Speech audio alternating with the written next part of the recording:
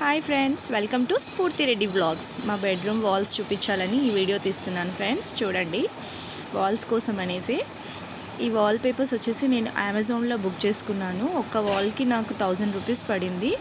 ఇట్లా 3 వాల్స్ వేశాను, ఎందుకంటే పిల్లలు ఆయిల్ మరకలు అవి ఇవి నా వాల్స్ అంతా ఖరాబ్ చేసేసారు.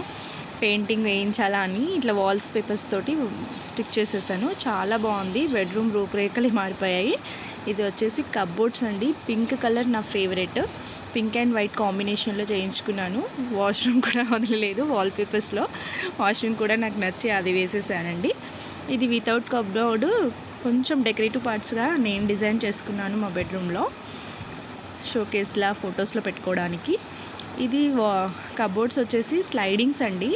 ఓపెన్ అయితే చాలా స్పేస్ అవుతుందని, మాది బెడ్రూమ్ చాలా చిన్నగా ఉంటుంది కొంచెం, అందుకే స్లైడింగ్స్లో తీసుకున్నాము. ఓపెన్ చేయంత స్పేస్ లేదు, అందుకోసం స్లైడింగ్స్లో ఉన్నాయి కబోర్డ్స్. ఇలా ఆర్గనైజ్ చేసుకున్నాను. ఇక్కడ పాపది నాది కబోర్డ్స్ అండి. బ్యాంగిల్స్ అవి ఇవి చేసుకున్నాను. ర్యాక్స్లో అయితే ఇలా స్టోర్ చేసుకున్నాను, డస్ట్ పడకుండా ఉంటుందని. అవి పిల్లల బట్టలండి, అందుకే ర్యాక్స్లో స్టోర్ చేశాను, డస్ట్ పడకుండా ఉంటుందని. ఈ వీడియో కనుక మీకు నచ్చినట్లయితే లైక్ చేయండి, షేర్ చేయండి. Thank you friends, thank you so much.